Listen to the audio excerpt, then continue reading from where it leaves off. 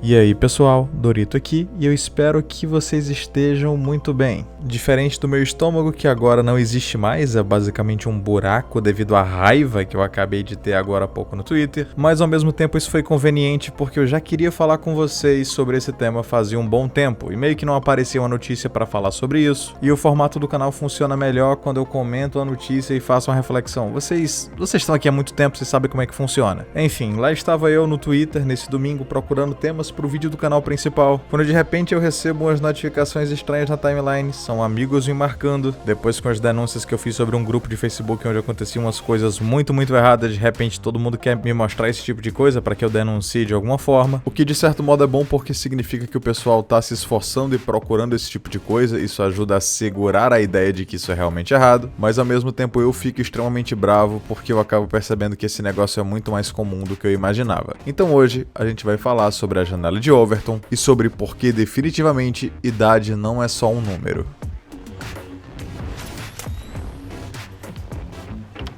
Durante o processo de edição do vídeo, eles soltaram meio que uma nota em forma de vídeo explicando a situação, mas é claro que você tem que ser muito bobo pra acreditar nisso, e eu tô adicionando isso aqui no começo, mas eu espero que não quebre o ritmo do vídeo ou a própria explicação. Ah, Dorito, mas eles foram pro TikTok, desmentiram a história, falaram que era brincadeira, pipipi, popopó. Tá, então por que tem essa foto aqui? Me fala. Ou por que eles são tão próximos nas danças? Me fala aí.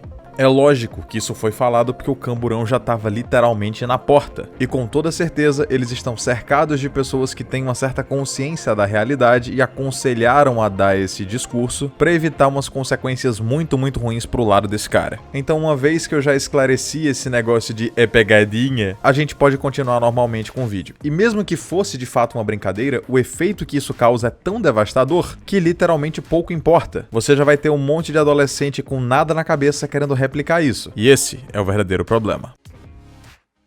Pra você que por um acaso não tem Twitter, e eu te considero uma pessoa de muita sorte se você não tiver, veio à tona ontem o caso de um influencer de 19 anos que estava participando de um projeto no TikTok, sempre essas porcarias de rede social de videozinhos mal elaborados pensando apenas no entretenimento. Eu já fiz um vídeo sobre isso no meu canal principal e o link vai estar no comentário fixado, que acredite você ou não, assumiu em um vídeo um relacionamento com uma outra influencer, se bem que não dá pra chamar de influencer. Ele assumiu o relacionamento com a criança, é isso. E como não dá pra mostrar o rosto da menina porque ela é uma menor de idade, mas esse galalau ceboso aí já tem 19 anos, eu vou poder zoar a marmita dele. E vocês definitivamente não imaginam a satisfação que eu tenho ao fazer isso. Então vamos lá. O nome desse cara aqui é Pietro Higuego. Ele é um TikToker que tem o canal dele e participa de um projeto chamado Quarentenados, em que ele, a menina que eu considero uma vítima nessa parada toda, e as mães deles dois aparecem fazendo os videozinhos divertidos, que não tem tecnicamente nenhum perigo. Olha que coisa bacana, que coisa saudável. Mas o negócio é que entre uma dancinha que poderia ser interpretada de uma forma um tanto quanto errada e outra, umas tagzinhas de casal e umas brincadeiras que definitivamente não me agradam como pessoa que olha pra isso e pensa: meu Deus, não é só uma menor de idade, ela tem 12 anos? Literalmente? Eu me ponho a pensar o que se passa na cabeça desse cara. E o pior, o que se passa na cabeça das mães dos dois que permitiram esse negócio, inclusive permitiram que eles publicassem conteúdo como um casal no TikTok. É como se elas de fato não soubessem o mal que isso faz e o péssimo exemplo que isso tá passando para um público que é o alvo desse tipo de conteúdo. Afinal de contas, isso vai muito além do que a vida pessoal de duas pessoas, e eu quero deixar bem claro que mesmo que isso seja feito em qualquer cultura, em qualquer país, é incrivelmente errado. E para que vocês entendam melhor sobre isso, eu vou trazer um conceito que talvez muitos de vocês não conheçam, mas que vai ajudar a entender o perigo desse tipo de situação e de tantas outras coisas que o pessoal que escreve com outra mão força vertiginosamente, a fim de fato quebrar o espírito das pessoas e deturpar tudo aquilo que é correto, em nome de uma forma de pensar que é um tanto quanto revolucionária, se é que vocês me entendem. Eu prometo fazer um vídeo mais completo sobre isso e com todas as temáticas antropológicas e como esse fato vem sido utilizado no decorrer da história para fazer uns estragos muito grandes, mas por aqui eu vou ter que ser bem sucinto mesmo. O nome desse fenômeno é conhecido como janela de Overton, e a função dele é gradativamente fazer com que coisas que são muito erradas se tornem aceitáveis, através de pequenas narrativas que ao decorrer do tempo vão fazendo com que algo absolutamente inaceitável se torne normal e muitas vezes até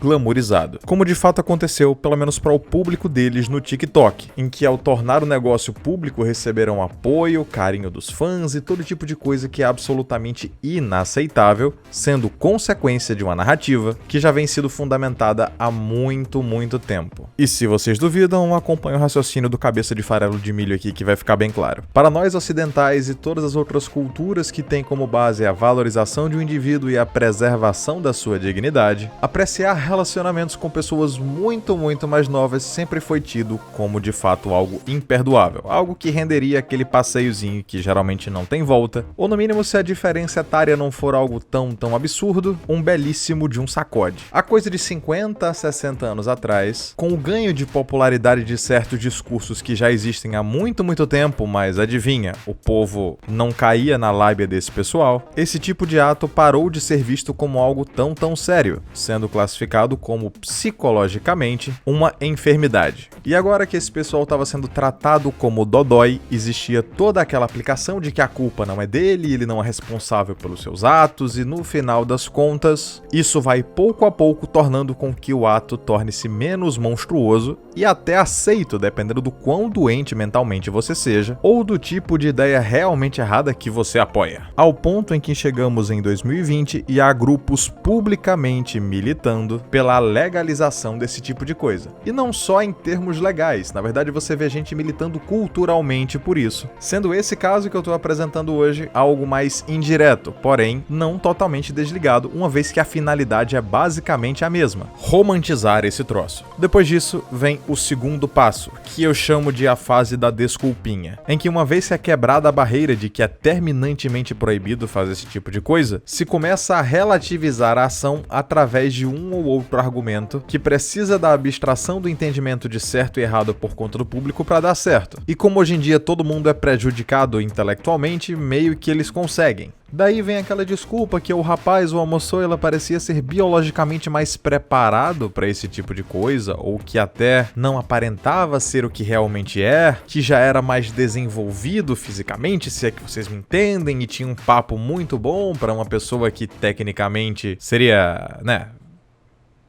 E aos pouquinhos, as pessoas que já estão idiotizadas com essa relativização da moral vão começando a aceitar esse processo. E quando isso acontece com influenciadores que eles gostam e acompanhem, a tendência é que eles não só aceitem, como eles passem a apoiar e até romantizar esse tipo de atitude. Esse é o problema e é isso que torna isso tão perigoso. Porque no caso, o público-alvo desse canal do TikTok são pessoas mais novas e quando elas passam a entender que não existiria problema em estar com uma pessoa que tem uma diferença bem visível, se é que vocês me entendem, o caldo começa logicamente a azedar porque pessoas muito mal intencionadas podem se utilizar disso aí para não só se aproveitar dessas vítimas, como também utilizar o exemplo que tá lá dos influencers como: calma gente, podem largar os garfos e tochas, aquele casal ali tá dando muito certo, olha que coisa bonita.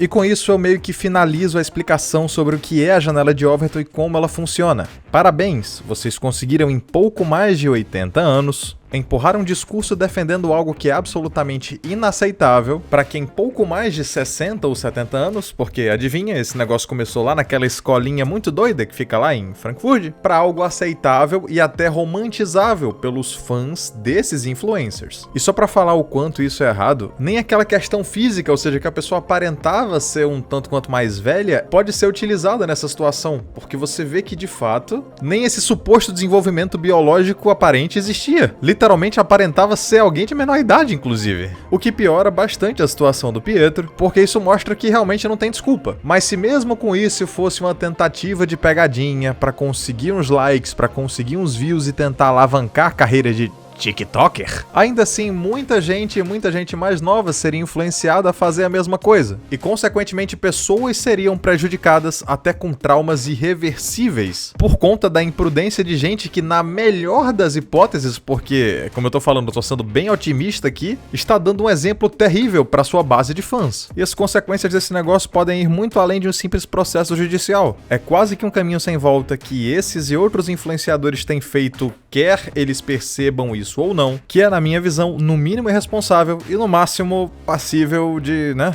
Vocês sabem. Pay. Então é isso. Eu sou o Dorito, e se você tá cansado de depender do sininho, das notificações ou daquele monte de outras coisas que você já tão careca de saber que não funciona, aqui na descrição tem as minhas redes sociais, onde vocês vão poder acompanhar tudo que eu posto ou quando eu vou entrar em live. Ou se você quiser acompanhar esse e o meu outro canal sempre que sair vídeo novo, tem o grupo do Telegram, onde pode ter certeza a notificação vai chegar. Muito obrigado por ter visto o vídeo até aqui, e a gente se vê numa próxima. Até lá!